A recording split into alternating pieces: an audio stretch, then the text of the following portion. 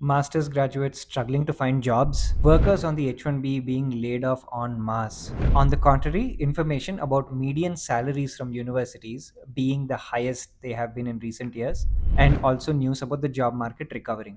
AI might be replacing a lot of the workforce of foreign workers in the US. Where does your American dream stand? And well, I've spent the last few months talking to a whole bunch of current graduates, people who are in the middle of their careers, and even senior folks who are actively recruiting at this point in time, so that I can give you a definitive answer. One thing is for sure, the American masters to job scenario is not like what it was before. So stay tuned to find out. I'll take a little bit of time to address where this issue in the job market all started. And it'll be very brief but very important for you to understand the context of the advice I'm going to give you afterwards. COVID was a very, very dark time for us in multiple different ways. And it was perhaps the darkest for students going to pursue a master's degree or people who are graduating post their master's degree into the job market. It was a pandemic that nobody ever envisioned in the past. Therefore, companies were not looking to hire, people were not wanting to join universities. That entire industry and supply chain came to a logjam. Then came the light at the end of the tunnel where everything seemed so extremely bright. The major tech companies or the mang companies saw increasing adoption of their apps and their services and their offerings, and assumed that everybody would be in their homes for the foreseeable future and would be hooked onto apps and tech for the rest of their lives. As these tech giants and product companies wanted to expand and capitalize on this newfound need, they needed engineers. And that was a point where there were not too many master's graduates graduating out of any sort of institution in the US, because not a lot of them joined in 2020, which was the COVID year. Therefore, when the world emerged from the pandemic and these companies were looking to actively hire around 2022, there were simply not enough graduates because people hadn't started their master's programs 2 years prior. Therefore, at that point in time, product roles, coding roles were booming in the US, and the salaries that were on offer were tremendous because there was not enough supply of engineers. This is where things started to go terribly wrong. As the world came back to normal around 2023 and we moved on to 2024, companies quickly realized that the demand for these products and therefore the number of engineers they hired to drive these, including the product managers, was simply not there. Also, because they were offered insane salaries due to a lack of supply of master's graduates, it did not make sense for companies to retain all of this talent at very, very high salaries.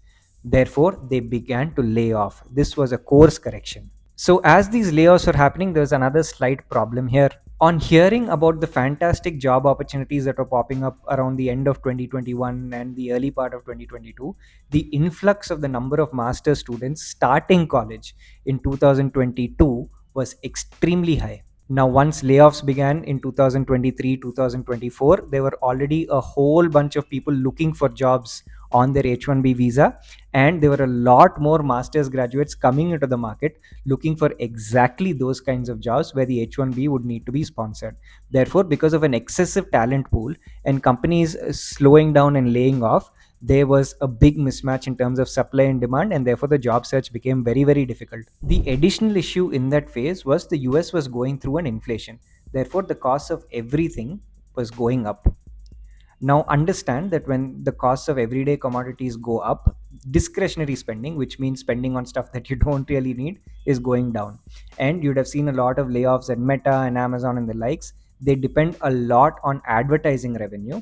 And at that point in time, because consumers are not buying, advertising spends reduced, and therefore the companies were getting more cautious. This entire cocktail of events essentially led to students graduating at that time struggling for jobs. This major course correction is sort of easing off now. And yes, since the end of 2024, things have been improving in terms of the number of jobs that are available. In fact, I'm going to link an article in the description which shows that Amazon has issued the maximum number of H1B visas known in recent years, simply because the H1B lottery system was improved over the last couple of years, and also because they've started to actively hire, including some other companies. Based on these conversations, it's still abundantly clear that the US is still and will be the most promising job market in the world. No other country will have more jobs for international graduates. But here are some things you absolutely have to keep in mind if you don't want to regret going to the US. So listen up. Sorry to interrupt this video, but I have some useful piece of information for you. If you're finding our content different from what you're seeing on YouTube all over, And if you find that the information is objective and well researched, you can have access to this information anytime you'd like. You can schedule a free consultation call with my team using the link in the description. And as a bonus, you can also join our WhatsApp groups where more such insightful discussions are happening every single day. My entire team, including myself, are a part of these WhatsApp groups. You can use the links in the description to join in. Now we'll continue with the rest of this video. Here are some things you absolutely have to keep in mind if you don't want to regret going to the US. So listen up. Number one, the days of going to any random university and pursuing a master's degree and expecting a job are gone. Earlier, there used to be job consultancies that would recruit you, file the H1B on your behalf, and send you to all sorts of random projects where you're doing low skilled work and still make decent money. Well, those days are gone. Such roles are not going to be available, and there's going to be increased scrutiny on the visa granting process for the same, and you will always be in trouble. You need to go to a good university, to a reputed program, in order for you to secure a job. This is a non negotiable. Number two, you cannot be casual with your job search and assume you can start looking for a job just 3 months before you graduate. This might seem like an obvious thing, and you'd say that no, I'm going to work very hard. But understand that people who do the job search effectively start building their networks right from the point from when they get the admit from their university and decide where they want to go. They build up their LinkedIn network, send out connections to alumni, build relationships, set up coffee chats, and they begin the networking process very early. You can't waltz in and take up your first semester to settle in and then start the job search later. This is what I'm hearing from a lot of seniors who said that candidates who are failing in the job search are leaving it too late. Number three, don't obsess over the brand name of the company that you wish to work for. Yes, we talk about Apple, Meta, Amazon, and all of these places all the time. You'll have to understand that there are over 1,300 companies that do $1 billion in revenue annually in the US. A lot of these companies you may not even have heard the name, but they hire greatly. There are a lot of startups that are hiring candidates and they're sponsoring H1Bs simply because they need the talent desperately. You need to spread your net a little wider. Don't obsess over the company that you're looking for. The opportunities will be there across the board. Next, don't obsess over chasing something sexy in terms of the title. I've known a lot of people who are hell-bent on becoming product managers and simply don't apply to other roles that are titled something else, but where the work you're doing is essentially very, very similar.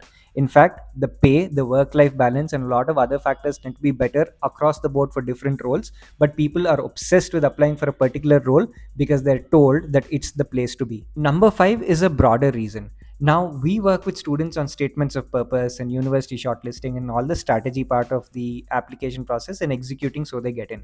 And a big part of that is having clear goals in terms of what you want to do after you graduate from the program. It is surprising to see that a vast majority of students applying have no idea about what target job role they want to get into, what sector they want to break into in a lot of cases. If you do not have that clarity and you're not working in a direction with a proper plan A and a proper plan B, then you are not thinking about the master's degree and your career well enough, and you're just immigrating for the sake of immigrating. If you're immigrating for the sake of immigrating and not for very targeted career growth, you're going to struggle during the job search and to build a career in the US. So have that clarity before you make that leap. So should you do a master's degree in the US and hope for a good job after you graduate? Well, I've painted the real picture. Now you have to make a rational decision. And if you need any help with making that decision, I and my team are always available for you, and you can reach out to us. If you watched this video until this point, I'm sure you liked it. Why don't you subscribe?